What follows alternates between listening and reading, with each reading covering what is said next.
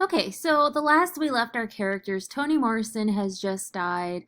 They are confused about what's happened to him, and they go through a couple of suggestions about how he's passed, but the overall conclusion that they reach is that he must have committed suicide, right? So, at when we pick up with chapter 4, I want to draw your attention to kind of this ironic description of Anthony Marston. Um, Anthony Marston in life versus death.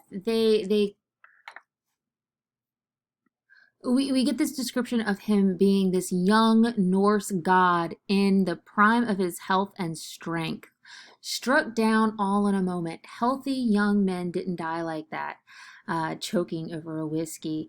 And now in death, he has, these twisted blue lips, and he's stiff. And the I guess the point that I'm trying to make is that of all the people that you would expect to pass away, Tony Marston, Anthony Marston is not one of them.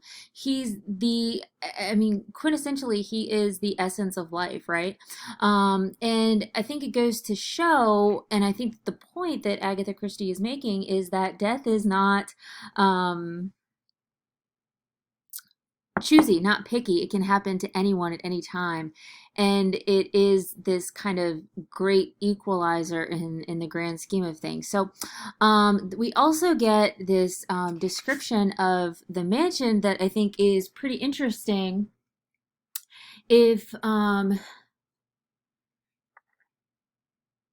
you notice, they say that the mansion is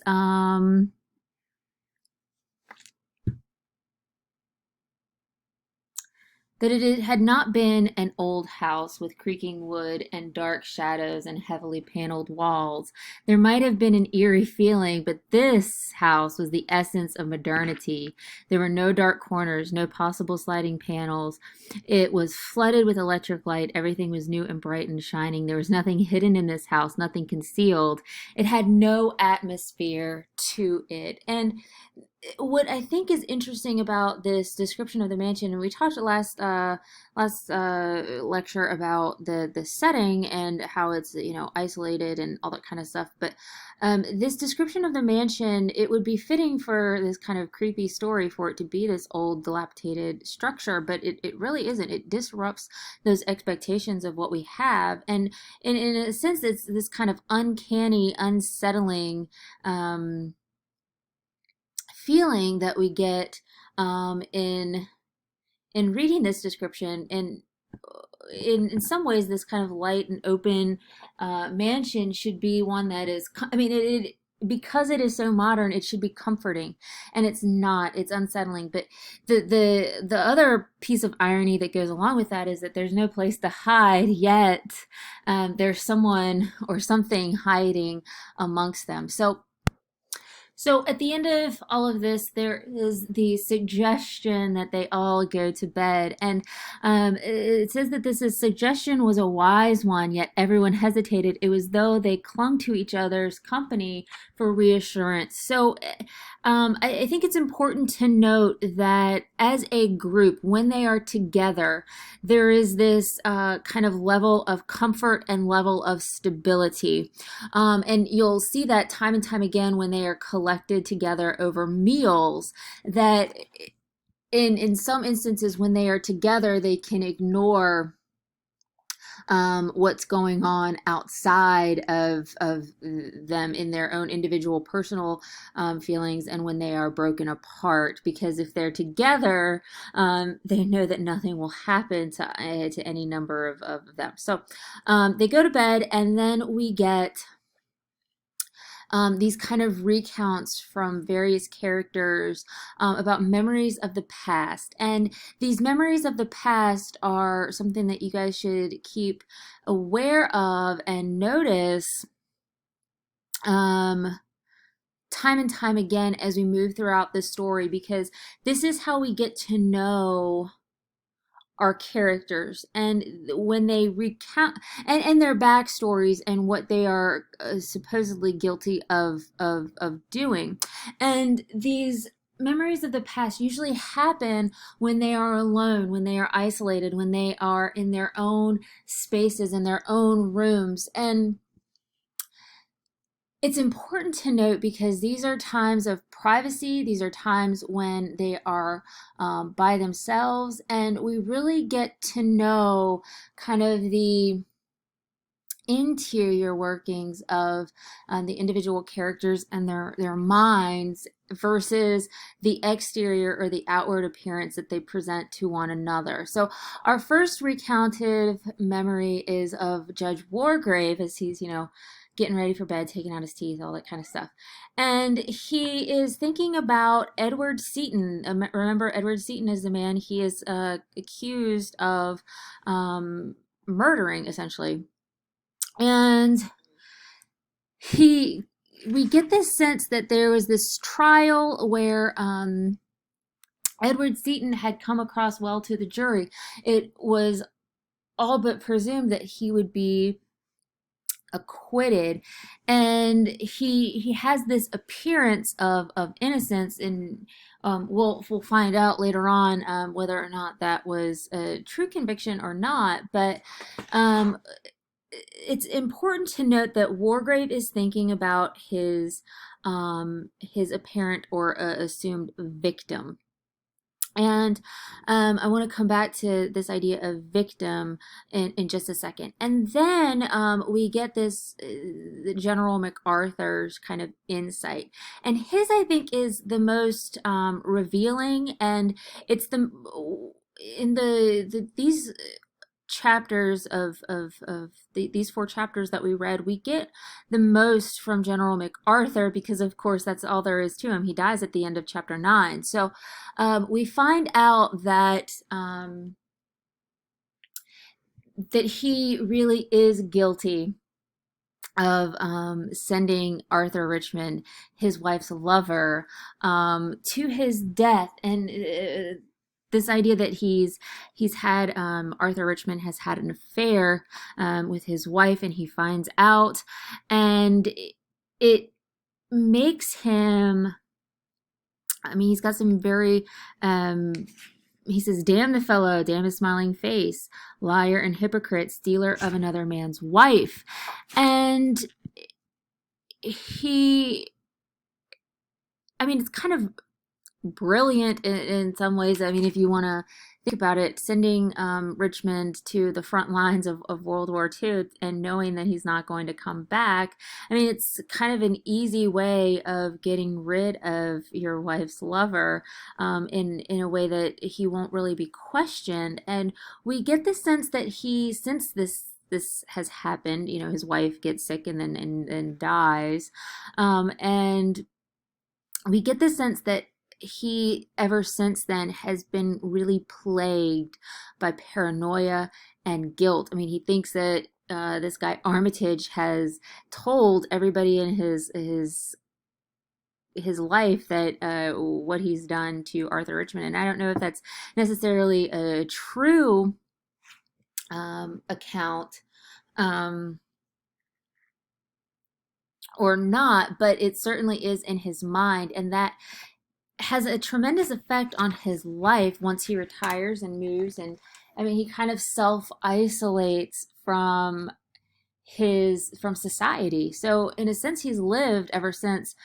He's kind of banished himself to this prison sentence in and of itself, because he's been very cut off from society. And then we get at the end of his little kind of recount of his memories, these kind of very suicidal thoughts, because he says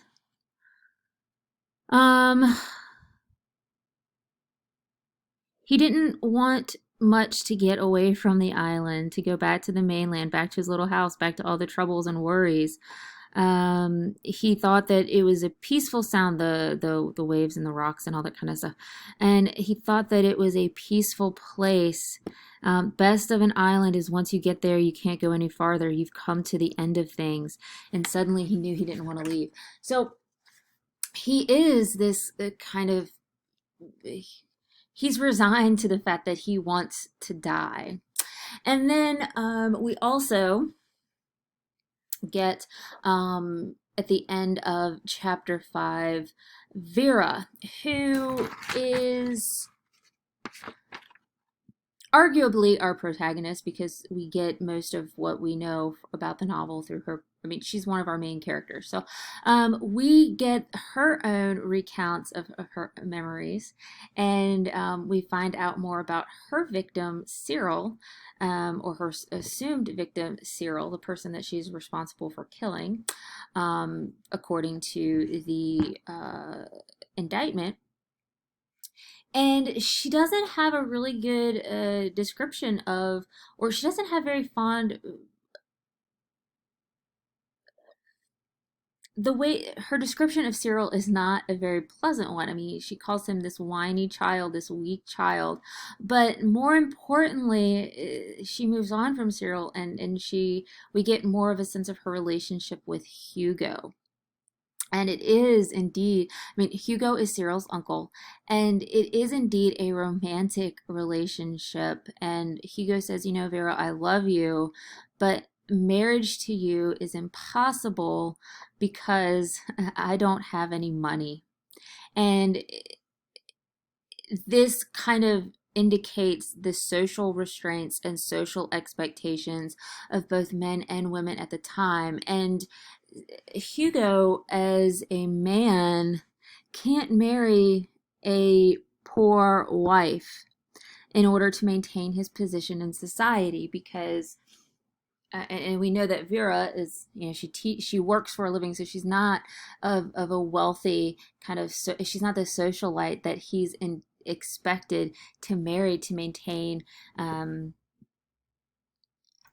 his place in society, because Cyril essentially has thwarted Hugo's ability to be independently wealthy, because he is I mean, it harkens to that idea of the laws of primogeniture where women can't inherit, because if Cyril had been a girl, Hugo would have gotten his sister's wealth that she had from her late husband, and women can't inherit. So we get the sense that there's this kind of relationship between Hugo and Vera where she very much wants to marry Hugo, but it's impossible. And that kind of brings me to another point, and I know I'm kind of rambling on a little bit, but I think that this is important to note, that for a woman like Vera, who is of working class, it is in her best interest, in order to have some sort of social mobility,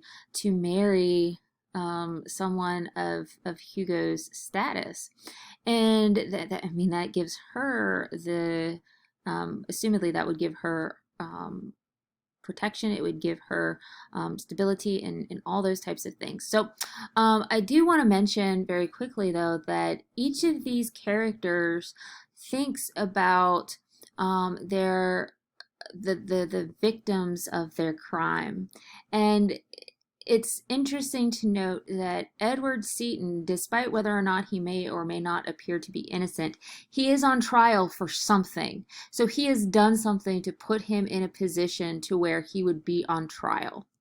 Arthur Richmond has done something egregious to General MacArthur, and something that we as a society would kind of look down upon by sleeping with his commander, that authoritative figure. He's slept with his wife. So Arthur Richmond, I mean, I'm not saying that anyone deserves to die, but Arthur Richmond he's not someone who is an innocent child like Cyril.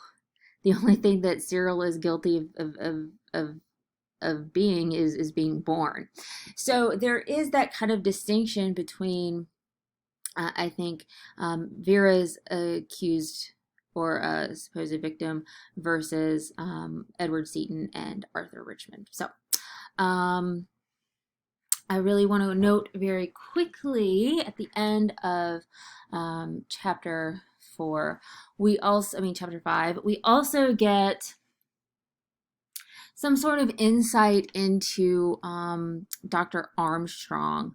And his is not necessarily a recount of memories from the past, because of course he's already told us that he was operating. We know that he hasn't told anybody that he was operating drunk, but we know because he's admitted it to himself that